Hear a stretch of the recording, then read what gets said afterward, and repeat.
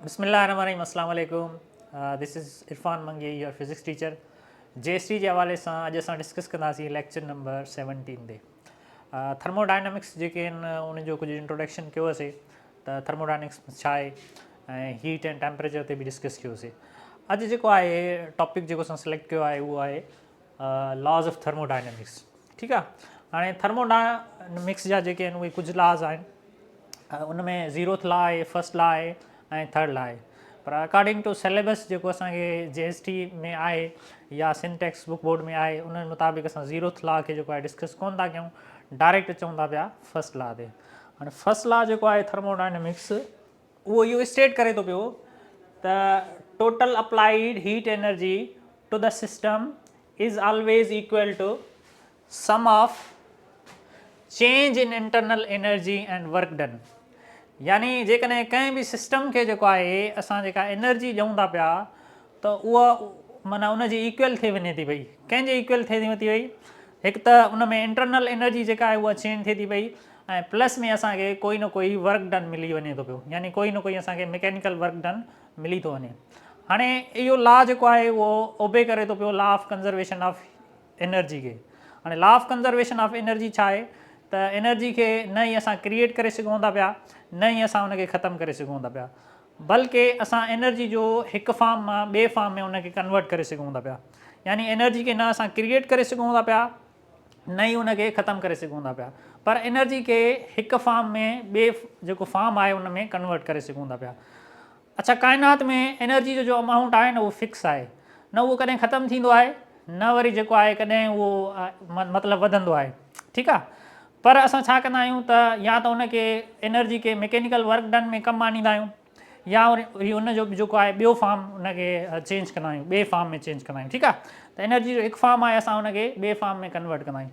For example असां वटि heat energy आहे त उनखे इलेक्ट्रिकल एनर्जी में कन्वर्ट कंदासीं, या साउंड एनर्जी में कन्वर्ट कंदासीं, या मैकेनिकल एनर्जी में कन्वर्ट कंदासीं, या लाइट एनर्जी में कन्वर्ट कंदासीं। मतिलबु एनर्जी जो हिकिड़े फॉर्म मां ॿिए फॉर्म में कन्वर्ट थींदो, बाक़ी एनर्जी जेका आहे उहा असांजी ज़ाया या ख़तमु कोन थींदी। ठीकु आहे।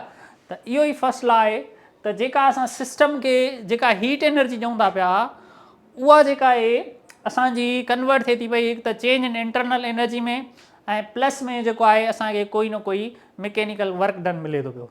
ठीकु आहे। हाणे असां हिकिड़ो ई सिस्टम खयो आहे जंहिंमें हिकिड़ी गैस फिल कई आहे। ठीकु आहे। इहा गैस जा कुझु पार्टिकल्स आहिनि, इनखे जेका आहे असां हेठां हीट ॾिनी आहे जंहिंखे असां क्यू सां ज़ाहिर कयो आहे। माना हीअ जेका आहे असां सिस्टम खे जेका हीट एनर्जी ॾिनी आहे। ठीकु आहे।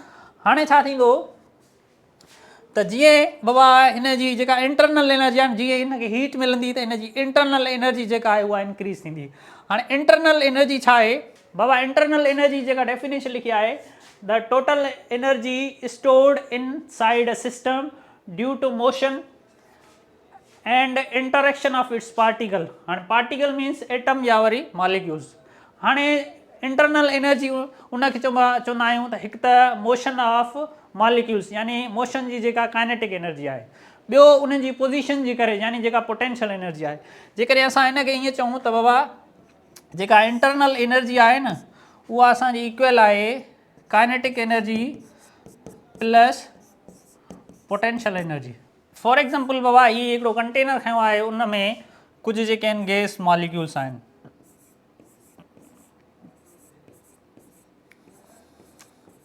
ठीकु आहे। हाणे ही गैस मॉलिक्यूल असांखे ख़बर आहे गैस जा मॉलिक्यूल्स हमेशह कंहिं न कंहिं रैंडम मोशन में हूंदा आहिनि। ठीकु आहे। अगरि मोशन में हूंदा त मोशन जे करे जेका ऑब्जेक्ट में एनर्जी हूंदी आहे उनखे काइनेटिक एनर्जी चवंदा आहियूं। हाणे ही मोशन में हूंदा इट मीन्स हिन में जेका आहे उहा काइनेटिक एनर्जी, ॿी हिननि जे पोजीशन जे करे जेका हिन में पोटेंशियल एनर्जी हूंदी। हाणे जॾहिं ॿिन्हिनि जो असां सम कंदासीं त उनखे असां इंटरनल एनर्जी चवंदा आहियूं। यानी हिनजी इंटरनल एनर्जी जेका हूंदी उहा सम ऑफ काइनेटिक एनर्जी ऐं potential energy of molecules or atom, त उनखे असां इंटरनल एनर्जी चवंदासीं। ठीकु। त इहा हुई इंटरनल एनर्जी। अच्छा, इंटरनल एनर्जी जेका आहे उहा ऑब्जेक्ट जे टेम्परेचर ते बि डिपेंड कंदी आहे, प्रेशर ते बि कंदी आहे ऐं वॉल्यूम ते बि कंदी आहे। हिन जा ही टे फैक्टर्स आहिनि जंहिं ते इंटरनल एनर्जी डिपेंड कंदी आहे, टेम्परेचर, प्रेशर एंड वॉल्यूम। ठीकु। त हाणे अचूं था पिया फर्स्ट लॉ ते त इंटरनल एनर्जी सम्झोसीं। हाणे मीन्स जेका हीअ असां हिनखे हीट सप्लाई कयूं था पिया उनखे चेंज इन क्यू जे नाले सां शो कंदासीं। मीन्स असां हुनखे जेका हीट सप्लाई कईसीं सिस्टम खे। ठीकु आहे। अच्छा पोइ हाणे छा थींदो त हिन जी जीअं हिन खे हीट ईंदी त हिननि जे मॉलिक्यूल में जेका काइनेटिक एनर्जी आहे न उहा वधंदी। काइनेटिक एनर्जी वधंदी त मॉलिक्यूल्स जेके आहिनि उहे मुख़्तलिफ़ जॻहनि ॾे मूव करणु शुरू कंदा।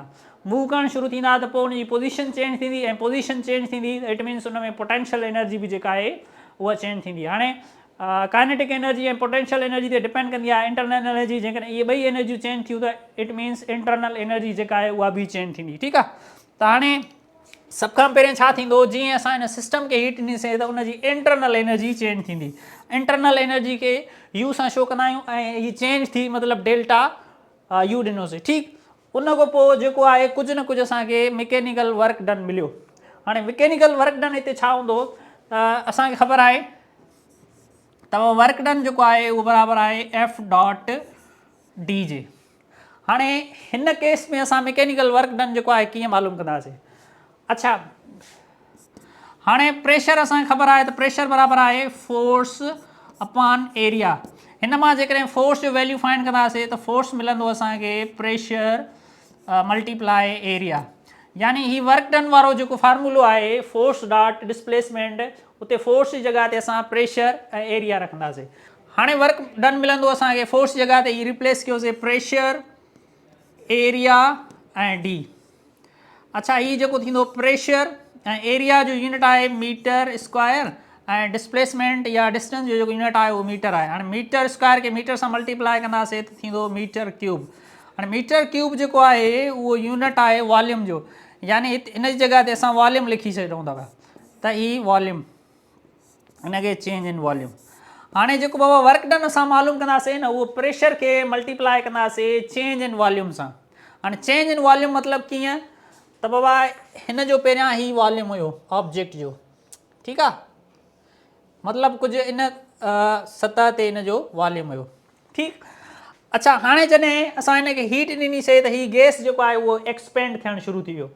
एक्सपेंड शुरू थी वियो त हीउ पिस्टन खे अपवर्ड मूव करियो। हाणे हिन जो वॉल्यूम जेको आहे इन सतह ते पहुतो।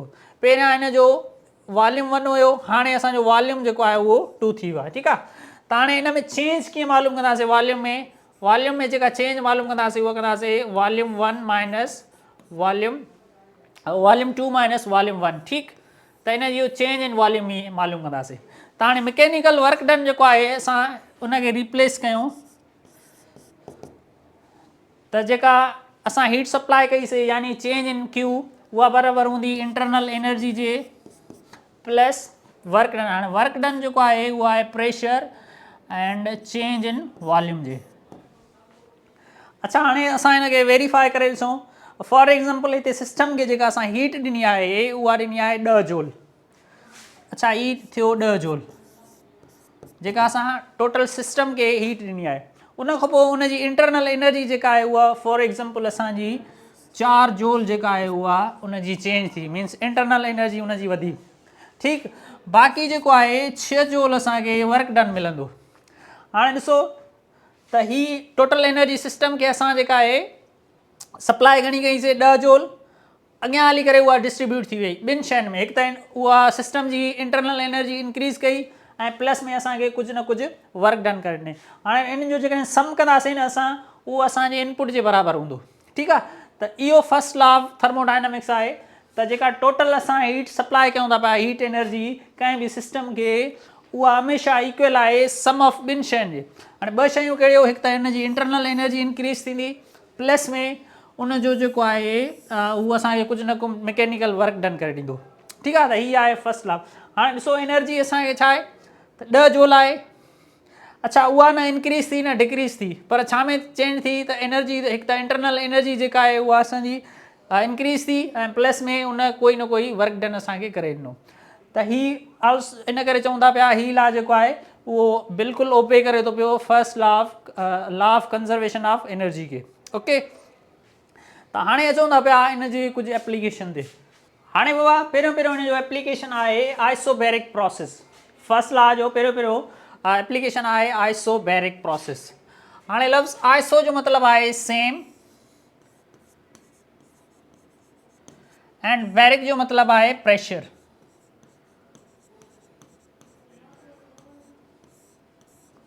ठीकु आहे। हाणे आइसोबैरिक अहिड़ो प्रोसेस आहे जंहिंमें सिस्टम में प्रेशर जेको आहे उहो सेम रहे या प्रेशर जेको आहे कॉन्स्टेंट रहे, त उन सिस्टम खे असां आइसोबैरिक प्रोसेस चवंदा आहियूं। ठीकु आहे। हाणे डेफिनेशन लिखियलु आहे, in an isobaric process the pressure of a system remains constant as heat is added the gas expand meaning both the internal energy changes work is done. ठीकु आहे। हाणे हिन जो मतिलबु आहे त जेकॾहिं कंहिं बि असां सिस्टम खे हीट एनर्जी ॾियूं था पिया त वर्क डन, उनजो प्रेशर इंक्रीज़ थिए थो पियो। हाणे प्रेशर जेको इंक्रीज़ थिए थो पियो उन जी मदद सां असांखे वर्क डन मिले थो पियो, ऐं पोइ प्रेशर साॻियो ई थी वञे थो, जेको इंक्रीज़ थियो उहो वर्क डन जी सूरत में जेको आहे तब्दील थी वञे थो पियो। ठीकु आहे। पोइ वरी अॻिते हली करे उहो प्रेशर साॻियो थी वञे थो, यानी प्रेशर हली फ़िलहालु त जेको आहे इंक्रीज़ थिए थो पियो, पर उनजो नतीजो इहो निकिरे थो पियो त उन सां वर्क डन मिले थो पियो, ऐं वर्क डन मिले थो पियो त उहो पोइ प्रेशर वरी साॻियो पहिरियां वारो थी वञे थो पियो। ठीकु आहे। हाणे ॾिसो बाबा, हीउ हिकिड़ो पिस्टन असां खयों आहे। हाणे हीउ गैस मॉलिक्यूल जो जेको आहे इन पिस्टन जे मथां जेको आहे उहो प्रेशर आहे। ठीकु आहे। हीउ सिलेंडर आहे, हिन में गैस फिल कई आहे, हीअ मॉलिक्यूल्स जेके आहिनि मूव कंदा रहंदा आहिनि, त इन जो कुझु न कुझु हिन पिस्टन ते प्रेशर आहे। ठीकु। हाणे असां छा था कयूं त इनखे हीट सप्लाई कयूं था पिया। हाणे हीट सप्लाई कयूं था पिया त हिन मॉलिक्यूल्स जो जेको प्रेशर आहे न हिन पिस्टन ते वधी थो वञे। ठीकु आहे। माना उनजी जेका काइनेटिक एनर्जी वधी थी वञे, उनजो कोलाइजन वधी थो वञे मॉलिक्यूल्स जो, त पोइ उनजो नतीजो इहो निकिरे थो पियो त उनजो प्रेशर जेको आहे उहो इंक्रीज़ थिए थो पियो। हाणे उहो प्रेशर जेको आहे हिन पिस्टन ते लॻाइनि था पिया। ठीकु। पिस्टन ते लॻाइनि था पिया त पोइ हीउ पिस्टन जेको आहे अपवर्ड मूव करे थो पियो। हाणे उनजो जेको प्रेशर आहे न उहो साॻियो ई थी वञे थो जेको हिन पहिरियां वारे थियो। हाणे जेको उहो इंक्रीज़ थियो उन पिस्टन खे मथे वठी वियो। ठीकु आहे। त हाणे हिन सतह ते ऐं हिन सतह ते जेको हिन जो प्रेशर आहे उहो मॉलिक्यूल्स जो उहो कॉन्स्टेंट रहे थो पियो। त हाणे इन प्रोसेस खे असां जेको आहे आइसोबैरिक प्रोसेस चवंदा आहियूं। ठीकु आहे। त हाणे हिन में वर्क डन जेको आहे कुझु न कुझु थींदो आहे। हाणे वर्क डन केतिरो थींदो आहे मां तव्हांखे ॿुधायो त प्रेशर जेको आहे मल्टीप्लाई कंदासीं चेंज इन वॉल्यूम सां त असांखे वर्क डन मिली वेंदो। ठीकु। त इन इक्वेशन खे असां हाणे आइसोबैरिक प्रोसेस खे जेको आहे फर्स्ट इक्वेशन जे फॉर्म में कीअं लिखंदासीं त चेंज इन क्यू जेका आहे उहा बराबरि आहे हिकु त इंटरनल एनर्जी इंक्रीज़ थी हुनजी। ठीकु। ऐं प्लस में कुझु न कुझु मैकेनिकल वर्क डन थियो।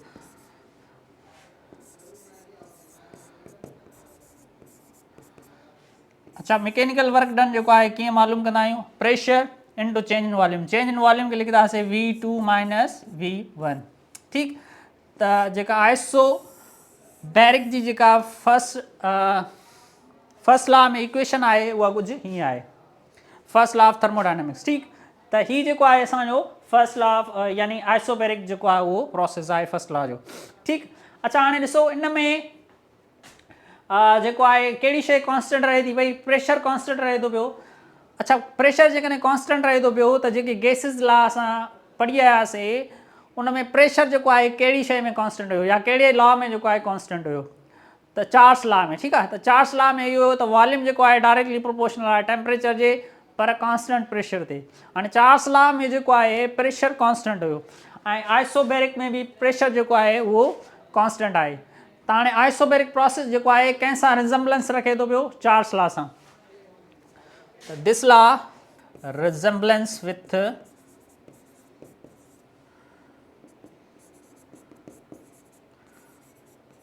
चार्ल्स लॉ या this process resemblance with Charles law. ठीकु आहे। हाणे रिज़म्बलेंस छो थो रखे त मां तव्हांखे रीज़न ॿुधायो त चार्ल्स लॉ में प्रेशर कॉन्स्टेंट हूंदो आहे ऐं आइसोबैरिक प्रोसेस में बि प्रेशर जेको हूंदो आहे कॉन्स्टेंट हूंदो आहे। ठीकु। त हाणे अचूं था हिन जे ॿिए एप्लीकेशन ते। ॾिसो बाबा, हाणे जेको नेक्स्ट प्रोसेस आहे, नेक्स्ट एप्लीकेशन आहे उहा आहे आइसोथर्मल प्रोसेस। ठीकु आहे। हाणे आइसो जो अगेन मतिलबु आहे सेम, आइसो मीन्स सेम। उनखां पोइ आहे थर्मल। थर्मल जो हिते असां मतिलबु वठंदासीं हीट या वरी टेम्परेचर।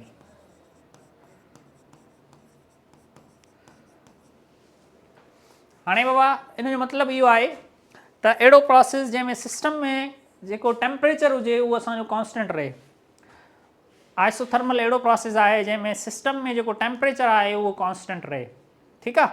हाणे उहो कीअं कॉन्स्टेंट रहंदो, ॾिसो त डेफिनेशन लिखियल आहे, in N isothermal process the temperature of a system remains constant, means change in T जेका आहे उहा बराबरि हुजे 0 जे, मीन्स उन में काई बि चेंज न अचे, उहो रिमेन कॉन्स्टेंट हुजे। ठीकु, for an ideal gas if the temperature does not change the internal energy does not change either. हाणे इन जो मतिलबु आहे त फॉर एग्ज़ाम्पल बाबा ही असां हिकिड़ो पिस्टन खयो आहे, सिलेंडर खयो आहे, उन जे मथां पिस्टन रखियो आहे। हाणे असां छा था कयूं त हिनखे हीट सप्लाई कयूं था पिया, सिस्टम खे हीट सप्लाई कयूं था पिया, पोइ छा थींदो त हिन जी जेका इंटरनल एनर्जी आहे न उहा वधणु शुरू थी वेंदी। ठीकु आहे, इंटरनल एनर्जी वधणु शुरू थी वेंदी त पोइ असां छा कंदासीं त हाणे कुझु देरि जेको आहे उहो इंतज़ारु कंदासीं। ठीकु, त हाणे हिन जी जेका इंटरनल एनर्जी आहे न उहा सॼी जेका आहे उहा मीन्स असांजी वर्क डन करे छॾंदी, मीन्स असांजी इंटरनल एनर्जी जेकॾहिं न वधी त उनजो टेम्परेचर बि साॻियो ई रहंदो। हाणे इंटरनल एनर्जी जेका आहे उहो डिपेंड कंदी आहे टेम्परेचर ते। ठीकु, हाणे हिन जो पहिरियों जेको टेम्परेचर वधियो यानी ही गैस जेको आहे गरम थियो त उनजी मालिक्यूल्स जी जेका इंटरनल एनर्जी आहे उहा इंक्रीज़ थी। ठीकु, पोइ असां छा कयोसीं, कुझु टाइम वेट कंदासीं त हिन जी वधियल जेका इंटरनल एनर्जी आहे उहा छा करे जेसि ताईं वर्क करे, छा करे, पहिरियां कुझु वर्क थियो, हाणे वधीक असां हुनखे टाइम ॾियूं था पिया त जीअं उनजी वधियल इंटरनल एनर्जी आहे उहा वर्क करे ॾिए। ठीकु, त हाणे छा थींदो बाबा, जेकॾहिं हिन में टेम्परेचर हिन सिस्टम में चेंज नथो थिए त हुनजी इंटरनल एनर्जी बि चेंज कोन थी थिए, त हिनखे हाणे फर्स्ट लॉ जी इक्वेशन में कीअं लिखंदासीं, चेंज इन क्यू जेका आहे उहा बराबरि हूंदी आहे change in internal energy plus work done. Work done खे असां हीअं लिखंदा आहियूं। ठीकु आहे, अच्छा हाणे जेकॾहिं असांजो चेंज इन टेम्परेचर जेको आहे उहो 0 आहे त इट मीन्स इंटरनल एनर्जी बि 0 वधंदी, उहा साॻी रहंदी जेका हिन खां पहिरियां हुई, यानी जॾहिं असां हिनखे हीट सप्लाई न कई हुईसीं त उन वक़्तु जेका हिन जी इंटरनल एनर्जी हुई ओतिरी रहंदी, उन में का बि चेंज न ईंदी या का बि रदो बदल कोन थींदी। ठीकु, त हाणे अगरि चेंज इन टेम्परेचर 0 आहे इट मीन्स इंटरनल एनर्जी जेका आहे उहा असांजी 0 आहे, त चेंज इन क्यू जेका आहे उहा बराबरि आहे वर्क डन जे, या हिनखे हीअं बि लिखी सघूं था पिया। ठीकु आहे, त हाणे जेका हीट असां सप्लाई कईसीं उहा सॼी जी सॼी असांजी वर्क डन में कन्वर्ट थी वई। मिसाल तौरु जेकॾहिं असां हिते 20 जूल जेका आहे हीट एनर्जी सप्लाई कईसीं त वर्क डन बि असांखे 20 जूल मिलंदो। बाक़ी असांजी का बि हीट जेका आहे उहा सिंक न थी, मीन्स सिंक मतिलबु उहा असांजी इंटरनल एनर्जी में ज़ाया कोन थी, जेतिरी असां हीट सप्लाई कईसीं ओतिरो असांखे वर्क डन मिलियो। इन करे चवंदा आहियूं त आइसोथर्मल जी जेका एफिशिएंसी आहे उहा 100% आहे। आइसोथर्मल प्रोसेस जी एफिशिएंसी जेका आहे उहा 100% आहे। अच्छा, हीअ जेको सिस्टम आहे उहो आइडियल सिस्टम आहे, इहो प्रैक्टिकली पॉसिबल न आहे। दुनिया में माना अहिड़ी का बि मशीन कोन्हे जंहिंजी एफिशिएंसी जेका आहे उहा 100% हुजे। ठीकु आहे, त मां हिनखे रिपीट कयां थो पियो त बाबा हाणे हीअ जेका आहे इन जी एफिशिएंसी जेका आहे उहा 100% आहे। एफिशिएंसी मीन्स जेतिरी असां हिनखे हीट ॾींदासीं ओतिरी असांखे वर्क डन मिलंदो। ठीकु, त हाणे बाबा हीअ जेको आइसोथर्मल प्रोसेस इन जी जेका आहे उहा एफिशिएंसी छा आहे 100% आहे, एफिशिएंसी 100%। इहो स्लो प्रोसेस आहे पर जेका आहे इन जी एफिशिएंसी 100% आहे। ठीकु आहे, पर कुझु न कुझु असांजी वरी पोइ बि जेका आहे हीट ज़ाया थींदी आहे, माना इहो जेको प्रोसेस आहे उहो प्रैक्टिकली पॉसिबल कोन्हे। ठीकु, हाणे ॾिसो त हिन में जेको आहे कहिड़ी शइ असांजी कॉन्स्टेंट रहे थी पई, टेम्परेचर कॉन्स्टेंट रहे थो पियो। ठीकु, त हाणे जेके गैसिस लॉ पढ़िया आहिनि उन में कहिड़ो लॉ आहे जंहिंमें टेम्परेचर जेको आहे उहो कॉन्स्टेंट रहंदो आहे, बॉयल्स लॉ। बॉयल्स लॉ बाबा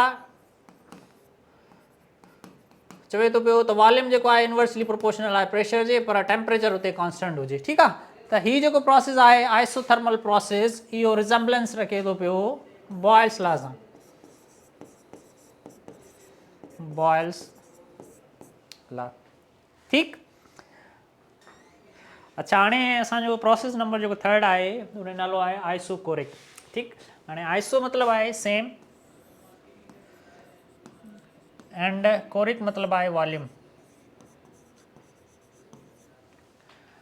हाणे जेकॾहिं असांजो वॉल्यूम सेम हूंदो त इट मीन्स वॉल्यूम जेको आहे उहो कॉन्स्टेंट हूंदो। हाणे अहिड़ो प्रोसेस जंहिंमें वॉल्यूम जेको आहे पूरे सिस्टम में सेम रहे त उन प्रोसेस खे असां आइसोकोरिक प्रोसेस चवंदा आहियूं। ठीकु, त हाणे बाबा डेफिनेशन लिखियल आहे त this process also known as isovolumetric process.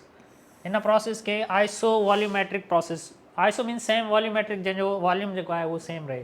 ठीकु, त हाणे volume of the system remain constant, यानी वॉल्यूम जेको आहे सिस्टम जो कॉन्स्टेंट रहंदो, माना उन में का बि चेंज न थींदी।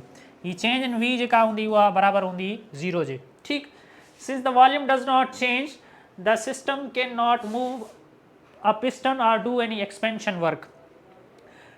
अच्छा, जेको पिस्टन आहे उहो सेम रहंदो, ठीकु आहे, हाणे उहो मूव न कंदो त असांजो जेको मैकेनिकल वर्क डन हूंदो या एक्सपेंशन वर्क हूंदो उहो असांजो 0 थींदो। ठीकु, हाणे इन जो मतिलबु आहे त बाबा ही हिकिड़ो असां सिस्टम खयो आहे, ठीकु आहे, हुन में कुझु अमाउंट जेको आहे उहो गैस जो आहे।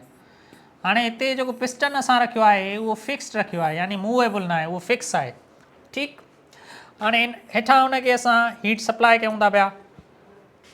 हाणे छा थींदो त जेका हीट सप्लाई कंदासीं उहा मीन्स ही हिन जो प्रेशर त इंक्रीज़ थींदो, पर छा थींदो त ही पिस्टन असांजो फिक्स्ड आहे, इहो मूव नथो करे सघे। ठीकु, त हाणे हिन में जेका असां हीट ॾींदासीं उहा टोटल जी टोटल जेका आहे उहा कन्वर्ट थींदी असांजी हीट सिंक में, यानी उनजी इंटरनल एनर्जी जेका आहे उहा इंक्रीज़ थींदी, कोई बि वर्क डन न थींदो, यानी पिस्टन अगरि मूव करे थो पियो त असांजो मैकेनिकल वर्क डन नथो थिए। ठीकु आहे, मीन्स वॉल्यूम में जेका चेंज नथी अचे, चेंज नथी अचे त इट मीन्स हिन में मैकेनिकल वर्क जेको आहे उहो कोन थो थिए।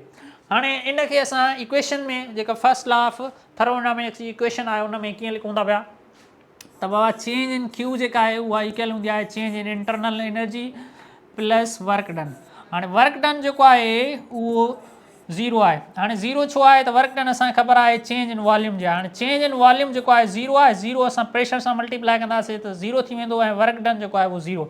हाणे हीअ जेकॾहिं 0 हूंदो त पोइ इक्वेशन असांखे मिलंदी चेंज इन यू ऐं हीअ 0। हाणे हिन जो मतिलबु आहे त जेका बि असां हिनखे हीट सप्लाई कईसीं उहा टोटल जी टोटल असांजी यूज़ थींदी इंटरनल एनर्जी में इंक्रीज़ थियण, इंटरनल एनर्जी खे इंक्रीज़ कंदी। ठीकु आहे, वर्क डन असांजो कोन थींदो। अच्छा, हाणे हीअ प्रोसेस, इन प्रोसेस में छा चए थो त वॉल्यूम जेको आहे असांजो कॉन्स्टेंट रहे थो पियो। अच्छा, उहो कहिड़ो गैसिस लॉ आहे जंहिंमें असांजो वॉल्यूम जेको आहे कॉन्स्टेंट रहंदो आहे। हाणे उहो लॉ आहे त प्रेशर जेको आहे डायरेक्टली प्रोपोर्शनल आहे टेम्परेचर जे, प्रेशर जेको आहे डायरेक्टली प्रोपोर्शनल आहे टेम्परेचर जे, पर उते वॉल्यूम जेको हूंदो आहे कॉन्स्टेंट। हाणे हीअ जेको लॉ आहे उहो असांजो गेलूसेक लॉ आहे, गेलूसेक लॉ। ठीकु, त हाणे जेको आइसोकोरिक प्रोसेस आहे उहो जेका रिज़म्बलेंस रखियलु थो पोइ उहो आहे गेलूसेक लॉ।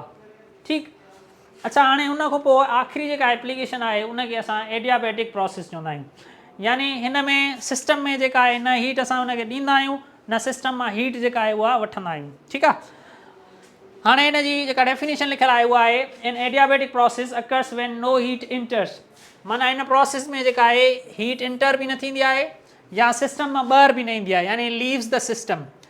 ठीकु, this typically happens when the system is perfectly insulated or the process occurs so rapidly that there is no time for the heat exchange। अच्छा, ही सिस्टम तॾहिं थींदो आहे एडियाबैटिक प्रोसेस जॾहिं असांजो सिस्टम परफेक्टली इंसोलेटेड हुजे, आइसोलेटेड हुजे। आइसोलेटेड माना को ॿाहिरियों फैक्टर जेको आहे उन ते असरअंदाज़ न थिए। ठीकु आहे, या उन मां जेका हीट आहे उहा ॿाहिरि सिस्टम में न वञी सघे, सराउंडिंग में न वञी सघे। ठीकु, त हाणे बाबा ॾिसो हिनखे सिस्टम खे असां हीट ॾियूं बि कोन था, जेका इक्वेशन आहे पोइ हाणे कुझु हिन तरीक़े सां थींदी त चेंज इन क्यू जेका आहे उहा बराबरि हूंदी change in internal energy plus work done. ठीकु, हाणे हीअ बाबा जेका हूंदी आहे हीट असां सप्लाई कंदा आहियूं, हिते ज़िक्र करे आयासीं त हिनखे कोई बि हीट जेका आहे सप्लाई कोन कंदासीं, त हीअ जेका आहे असां हिन ते 0 ॾींदासीं, चेंज इन क्यू मीन्स हिनखे को बि हीट न ॾींदासीं। ठीकु, त बाक़ी बचंदो चेंज इन यू प्लस। हाणे हिन मां जेके आहिनि असांजूं ॿ पॉसिबिलिटीज़ ठही सघंदियूं पियूं। हिकु पॉसिबिलिटी इहा आहे त वर्क डन हिन तरफ़ खणी ईंदासीं त उहो माइनस जो थींदो, हाणे थींदी इंटरनल एनर्जी जेका आहे उहा माइनस वर्क डन। हिकिड़ी पॉसिबिलिटी इहा आहे। ॿी पॉसिबिलिटी इहा आहे त बाबा वर्क डन असां पंहिंजी जॻह ते रखूं ऐं जेका चेंज इंटरनल एनर्जी आहे उनखे हिन तरफ़ खणी वञो त इहा थी वेंदी माइनस जी।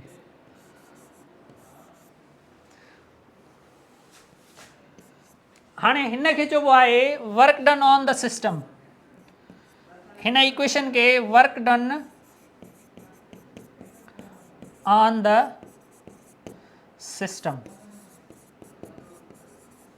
ठीकु आहे, हिन खे चइबो work done by the system.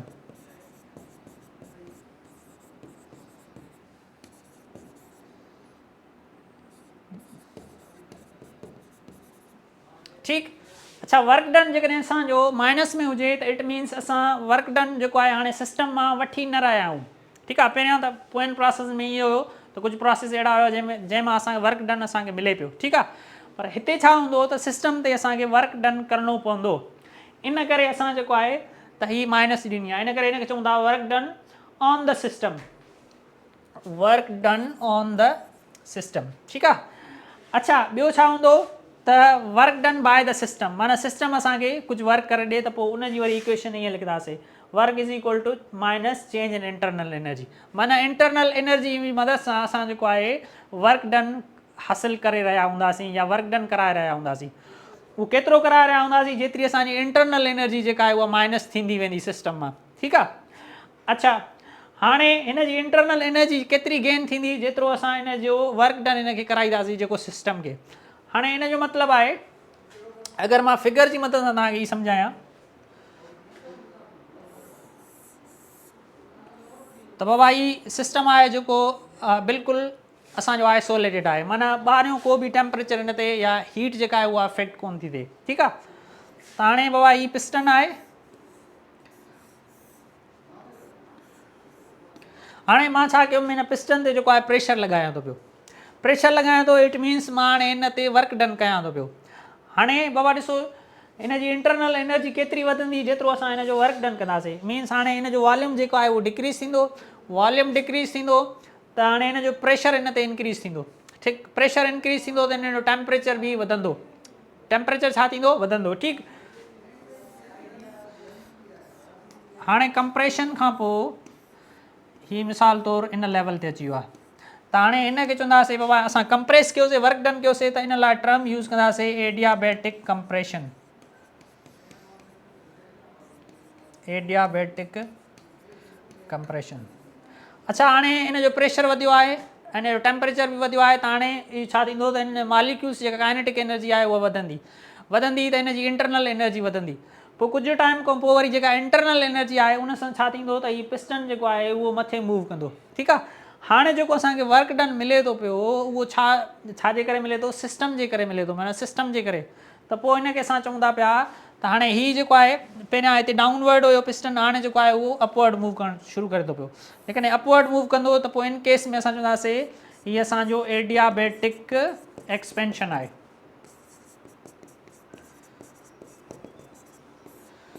ठीकु। त हाणे इहो आहे असांजो एडियाबैटिक प्रोसेस, ठीकु। हाणे अचूं था पिया फर्स्ट लॉ, त बाबा इहो हुयो त हीट खे जेको आहे असां मतिलबु कंहिं बि तरह ख़तमु नथा करे सघूं, न उन खे रिक्रिएट करे सघूं था पिया, पर ईअं करे सघूं था पिया त उनजो फॉर्म जेको आहे उहो चेंज कंदासीं। इहो फर्स्ट लॉ ऑफ थर्मोडायनेमिक्स में पढ़ियोसीं त जेका असां सिस्टम खे हीट ॾींदासीं उहा अॻियां हली करे ॿिनि शयुनि में कन्वर्ट थींदी, ठीकु आहे। हिकिड़ो त इंटरनल एनर्जी खे इंक्रीज़ कंदी ऐं प्लस में को न को मैकेनिकल वर्क मिलंदो, इहो फर्स्ट लॉ हुयो। हाणे उन खां पोइ आहे सेकंड लॉ। हाणे सेकंड लॉ जी जेके आहिनि ॿ स्टेटमेंट आहिनि, पहिरीं आहे केल्विन प्लांक स्टेटमेंट, जंहिंखे असां हीट इंजन जी स्टेटमेंट चवंदा आहियूं, यानी इहो ॿुधाए थो पियो हीट जी इंजन जी जे बारे में। हाणे हीट इंजन छा आहे बाबा, या ही स्टेटमेंट जेका आहे उहा छा आहे, स्टेटमेंट आहे it is impossible to construct a device that operates in a cycle and produce no effect other than the rising of weight doing work and the exchange of heat with a single heat reservoir.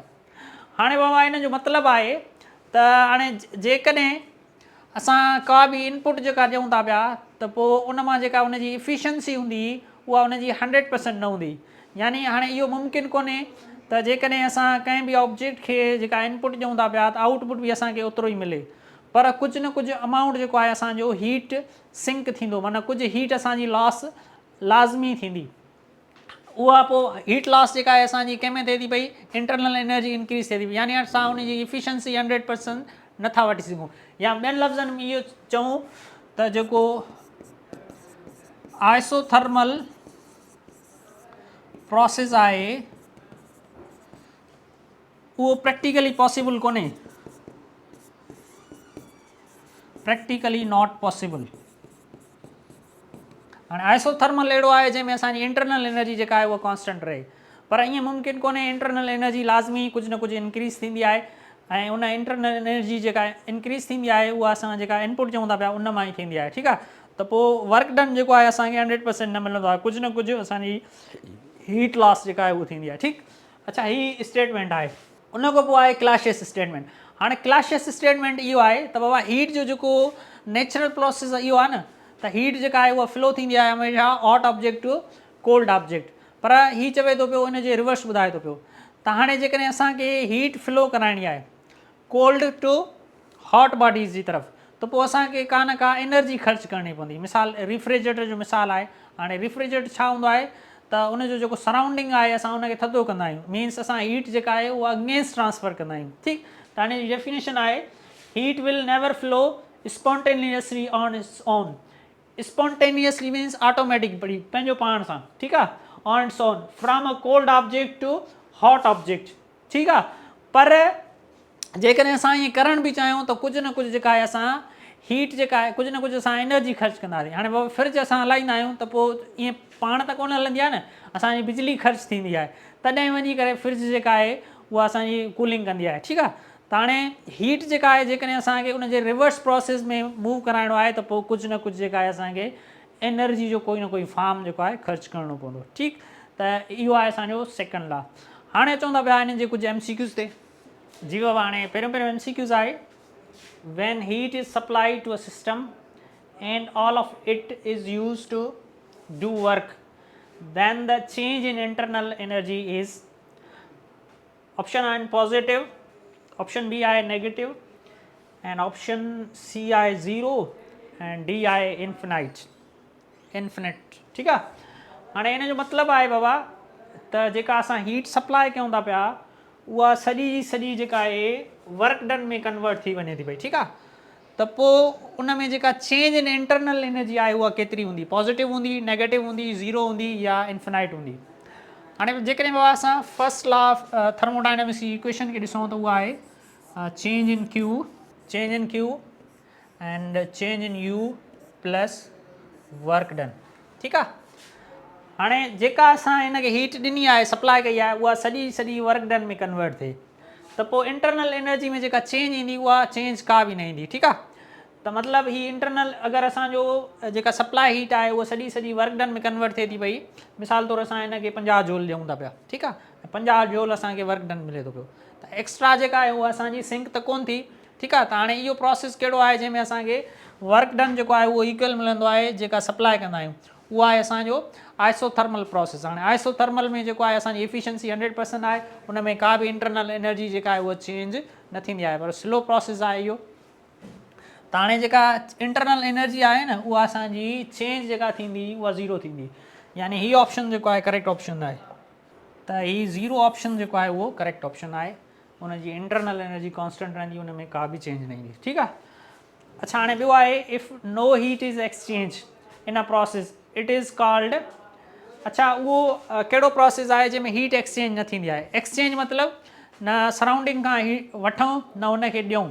ठीकु आहे, त हाणे system जेको असांजो isolated हूंदो आहे, insulated हूंदो आहे, उन सिस्टम खे असां छा चवंदा आहियूं, ऑप्शन आहिनि isothermal, adiabatic, isobaric and isochoric. हाणे इन में एडियाबेटिक जेको प्रोसेस आहे उहो असांजो आइसोलेटेड सिस्टम हूंदो आहे, उन में हीट का बि एक्सचेंज कोन थींदी आहे। ठीकु आहे, त हीउ बी ऑप्शन जेको आहे उहो करेक्ट ऑप्शन आहे। अच्छा थर्ड आहे in an isochoric process the work done by the gas is, यानी जेको आइसोकोरिक प्रोसेस थींदो आहे, आइसोकोरिक मीन्स जंहिंमें वॉल्यूम जेको आहे उहो सेम रहे। ठीकु आहे, हाणे उनजो वॉल्यूम ई जेको आहे चेंज न थींदो, यानी उन में एक्सपेंशन ई कोन थींदी, त पोइ उन वर्क डन केतिरो थींदो। हाणे ऑप्शन आहिनि मैक्सिमम, मिनिमम, ज़ीरो, इन्फिनाइट। हाणे बाबा छा आहे त जेकॾहिं असां फर्स्ट इक्वेशन ॾिसूं त चेंज इन क्यू जेका आहे बराबरि आहे change in U plus work done. ठीकु, हाणे आइसोकोरिक मीन्स उनजो वॉल्यूम जेको आहे उहो कॉन्स्टेंट रहे,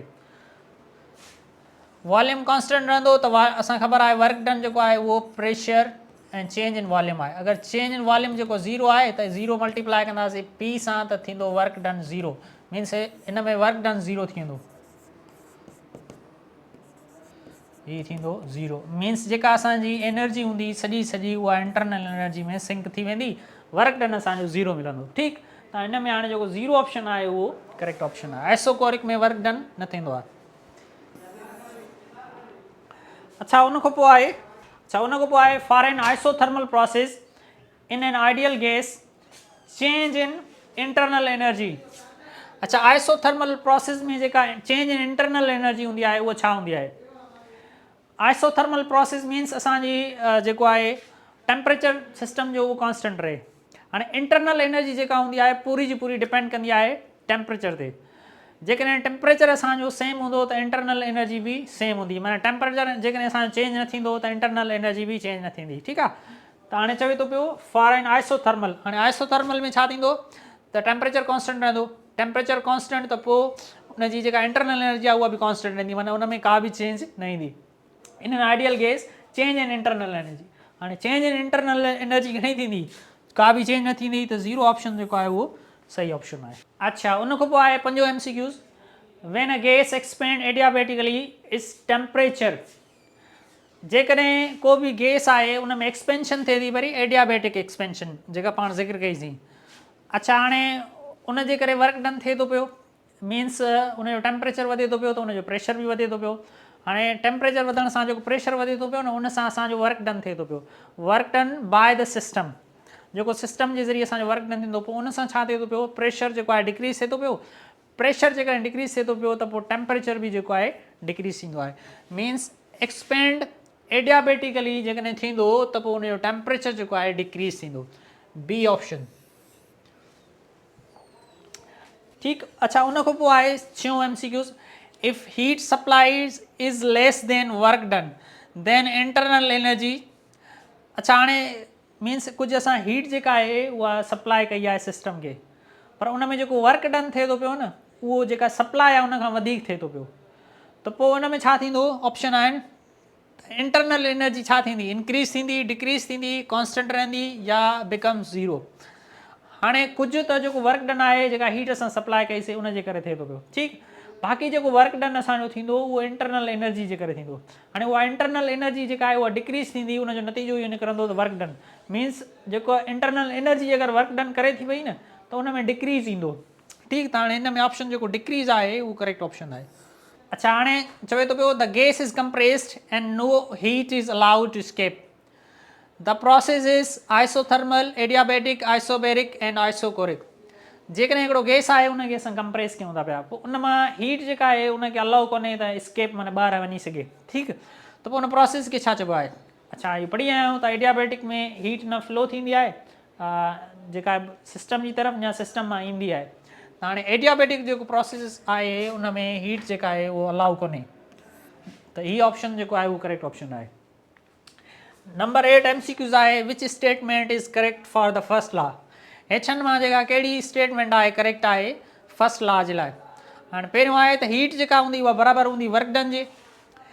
energy is not conserved, energy जेका आहे उहा कंज़र्व न आहे। हाणे बाबा heat supplied is equal to increase in internal energy plus work done, work done is equal to internal energy. हाणे बाबा चवे थो पियो जेका फर्स्ट लॉ जी इक्वेशन आहे या स्टेटमेंट आहे उहा कहिड़ी आहे, त पढ़ी आया आहियूं काफ़ी दफ़ा त चेंज इन क्यू जेका आहे उहा बराबरि आहे change in internal energy plus work done. यानी जेका सप्लाई हीट हूंदी उहा ही जेका आहे चेंज थींदी, means sum of change in internal energy plus work done. हाणे इंक्रीज़ इन इंटरनल एनर्जी जेका आहे मतिलबु चेंज थी इंक्रीज़ थी, ठीकु आहे, ऐं प्लस में असांजो वर्क डन। त हीअ ऑप्शन जेको आहे उहो करेक्ट ऑप्शन आहे। अगरि असां हिनखे मैथमेटिकली लिखूं हीअं चेंज इन क्यू जेका हीट असां सप्लाई कयूं था पिया, increase in internal energy means internal energy में चेंज थिए थी पई, ऐं प्लस में वर्क डन, ही वर्क डन। त हीअ जेका इक्वेशन आहे उहा असांजी करेक्ट इक्वेशन आहे, करेक्ट स्टेटमेंट आहे जंहिंखे असां सी चऊं था पिया, ठीकु। त हीअ कुझु MCQs हुया जेके असां हल कयासीं। वरी नेक्स्ट लेक्चर में मिलंदासीं। अल्लाह हाफ़िज़।